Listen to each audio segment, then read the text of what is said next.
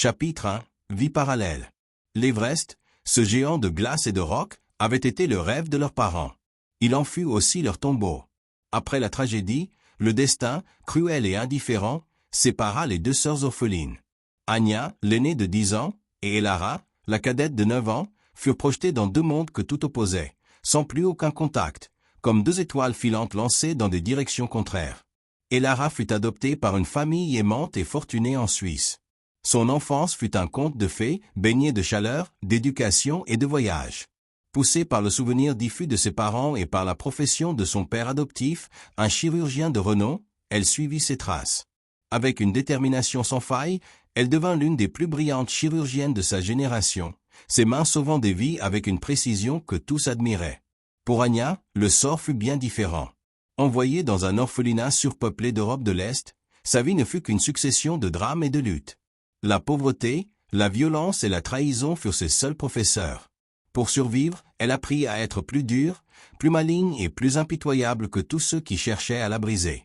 Année après année, elle gravit les échelons du monde souterrain, son nom murmuré avec un mélange de peur et de respect. Elle devint la baronne, une figure puissante et redoutée de la mafia, son cœur aussi gelé que les sommets qui lui avaient volé sa famille. Chapitre 2. La rencontre du sang. Le vieux parrain de la pègre s'était éteint de vieillesse, un luxe rare dans ce milieu. Aussitôt, une guerre de pouvoir sanglante éclata pour sa succession. Anya, la baronne, se retrouva au cœur de cette tempête. Elle réussit à éliminer son dernier concurrent dans un balai mortel de balles et de trahison, mais la victoire eut un prix. Grièvement blessée à l'épaule et à la jambe gauche, elle sentait la vie la quitter. S'effondrant près d'un commerce, elle tomba dans le coma, son sang se mêlant à la poussière de la rue. À son réveil, le monde était flou, aseptisé. L'odeur de l'antiseptique remplaçait celle de la poudre. Des policiers montaient la garde. Penchée sur elle, une femme médecin changeait ses pansements avec une douceur qui la désarmait. En s'approchant pour vérifier son pouls, le visage de la docteure lui parut étrangement familier. Un écho lointain, une ressemblance qu'elle ne parvenait pas à situer. Les policiers commencèrent leur interrogatoire, mais Anya, épuisée, refusa de parler. « Laissez-la, elle est trop faible », ordonna la médecin, faisant sortir les agents de la chambre. Devant la porte, il restait immobile, conscient de garder la criminelle la plus recherchée du pays, la nouvelle veuve noire. « On s'est déjà vu » demanda Anya d'une voix rauque. « Non, je ne pense pas » répondit la médecin, et Lara. Soudain, une détonation fit voler la porte en éclats. Les hommes d'Anya étaient là. Une fusillade éclata dans le couloir. Dans le chaos, agissant par pur instinct de survie, Anya attrapa la personne la plus proche, la médecin. La prenant en otage, sans savoir qu'elle venait de sceller son destin à celui de sa propre sœur, elle s'enfuit à bord d'un 4x4 banalisé qui démarra en trombe. Le bracelet du souvenir. Elles étaient recluses dans la villa fortifiée d'Anya. « Je suis désolé pour ça » dit la baronne, grimaçant de douleur. « J'avais besoin de vous pour me soigner. Si vous restez sage, vous serez généreusement indemnisé. » Elara la foudroya du regard. « J'ai une famille. Mon mari fait partie des forces spéciales. Il ne restera pas les bras croisés.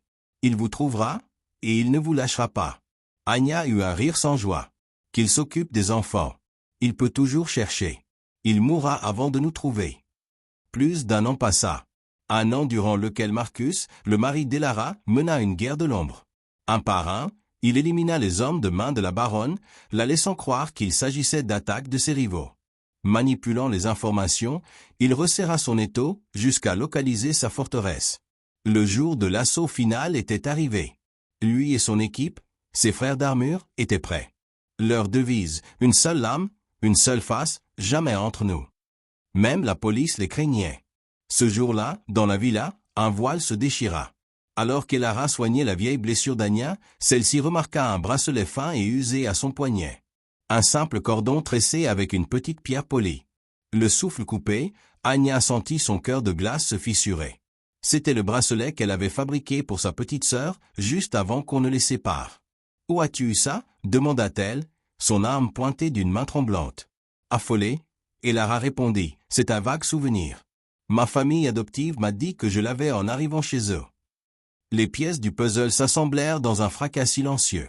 Ce visage familier à l'hôpital, « Ma sœur » murmura Anya. À cet instant précis, la villa explosa sous un déluge de feu. C'était l'assaut. Les hommes de la baronne tombaient sous les tirs précis de l'escouade de Marcus. La porte de la pièce vola en éclats. Un homme casqué et armé jusqu'aux dents surgit, Marcus. Son regard croisa celui d'Elara. La joie, la peur, l'amour. Voyant l'homme qui avait traqué ses hommes, Anya leva son arme pour tirer. « Non » hurla Elara.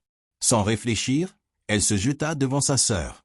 La balle destinée à Anya la percuta en pleine poitrine. Le temps sembla s'arrêter.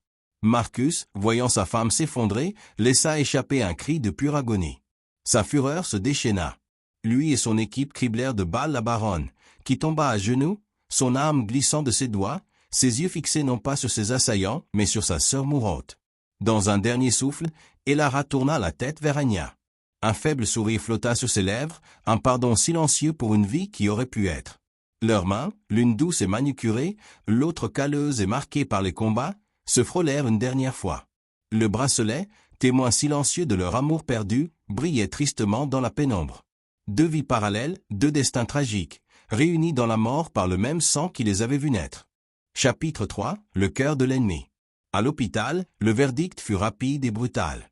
Anya était en état de mort cérébrale, son corps maintenu en vie artificiellement. Pour Elara, la situation était critique. La balle avait causé des dommages irréparables à son cœur. Chaque battement était un miracle fragile qui pouvait être le dernier. Alors que Marcus, anéanti, veillait sur sa femme, un ami proche et collègue chirurgien d'Elara, le docteur Samuel Rossi, luttait pour trouver une solution. Ils placèrent Elara sous assistance cardiaque et dans un coma artificiel, une solution temporaire qui ne faisait que repousser l'inévitable. Il fallait un nouveau cœur. Immédiatement. C'est alors que Samuel, en consultant le dossier, remarqua une coïncidence impossible. Anya et Elara partageaient le même groupe sanguin rare. Il découvre ça, le résultat du labo le confirme. Il se précipita vers Marcus. Le bracelet qu'Elara porte. La femme que vous avez abattue. Est-ce que vous saviez que c'est sa sœur ou un proche? Marcus, le visage dévasté, hocha la tête. C'était sa sœur. Une idée folle, interdite, presque monstrueuse, germa dans l'esprit de Samuel.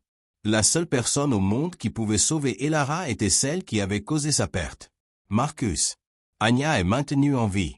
Son cœur est intact. Elles sont compatibles. C'est la seule chance d'Elara. Pour Marcus, la décision fut une torture. Accepter le cœur de cette criminelle, de ce monstre, pour le placer dans la poitrine de sa femme? Mais en regardant le visage paisible d'Elara, il n'y avait pas de choix. C'était l'ultime sacrifice d'une sœur pour une autre, un acte de rédemption involontaire. Il signa les papiers. Dans le plus grand secret, la transplantation fut réalisée. Le cœur d'Anya se mit à battre dans la poitrine d'Elara, la sauvant de justesse. Chapitre 4, la chasse. Mais le cauchemar ne faisait que commencer. Pendant que Marcus était consumé par l'attente au chevet de sa femme, les restes de l'organisation d'Anya se réorganisaient. Un de ses lieutenants, un homme sadique et avide nommé Victor, vit une opportunité. Il ne voulait pas seulement le pouvoir, il voulait la fortune cachée de la baronne et se venger du soldat qui avait tout détruit. Profitant de l'absence de Marcus, ces hommes kidnappèrent ses deux enfants. L'appel téléphonique qui suivit glaça le sang de l'ancien soldat. La voix de Victor était pleine de mépris. Le héros a une faiblesse. Tes enfants contre 10 millions de dollars. L'argent de la baronne. Tu as 48 heures. Un seul faux pas, et tu les recevras en morceaux. La douleur et la peur firent voler en éclats le peu de contrôle qui restait à Marcus. Le mari et le père s'effacèrent pour laisser place à une machine à tuer, un prédateur animé par une fureur pure. Il n'était plus un soldat. Il était un monstre né de la vengeance, bien plus terrifiant que tous les mafieux qu'il avait combattus. Il activa son ancien réseau, non pas pour une mission, mais pour une chasse. Sa chasse. Pendant des heures interminables, il remonta la piste, laissant derrière lui un sillage de violence et de chaos. Chaque informateur battu, chaque planque défoncée le rapprochait de sa cible. Il n'y avait plus de règles, plus de lois. Seulement la promesse silencieuse faite à sa femme inconsciente. Chapitre 5. Tout pour eux. L'affrontement final eut lieu dans un entrepôt désaffecté sur les docks. Victor attendait, ses hommes lourdement armés, les deux enfants terrifiés attachés à une chaise au centre. Il pensait tenir tous les atouts.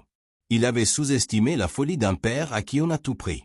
Marcus ne frappa pas comme un soldat, mais comme un fantôme. Un par un, ses frères d'armure et lui éliminèrent les gardes extérieurs. Puis, Il entra seul. Le silence fut rompu par une explosion de violence. Marcus se déplaça à travers les ombres et les conteneurs, une furie implacable. Les tirs déchiraient l'air. Les hommes de Victor tombaient sans même savoir d'où venait la mort. Finalement, il ne resta que Victor, tenant un pistolet sur la tempe de la fille de Marcus. Un pas de plus et elle meurt, hurla le mafieux, le visage en sueur. Marcus s'arrêta, émergeant de l'ombre, le corps couvert de sang qui n'était pas le sien. Il leva lentement les mains, un geste de reddition. Mais ses yeux brûlaient d'une lueur glaciale. C'était un piège. Au moment où le regard de Victor se posa sur les mains vides de Marcus, un tir sec et unique retentit depuis une poutrelle dans l'obscurité. Un des tireurs d'élite de l'équipe de Marcus. La tête de Victor bascula en arrière. Le silence retomba. Marcus se précipita vers ses enfants, coupant leurs liens, les serrant dans ses bras, leur murmurant que tout était fini. Au même moment, son téléphone sonna. C'était Samuel. Marcus. Elle s'est réveillée. Elle demande après toi et les enfants. De retour à l'hôpital, couvert de bleu et d'égratignures, il entra dans la chambre avec ses 2 enfants. Elara était faible, mais vivante. Ses yeux s'illuminèrent en les voyant. Elle était sauvée. Ses enfants étaient sauvés. Son mari, bien que brisé et changé à jamais, était là. En posant la main sur sa propre poitrine, elle sentit le battement régulier et puissant du cœur de sa sœur.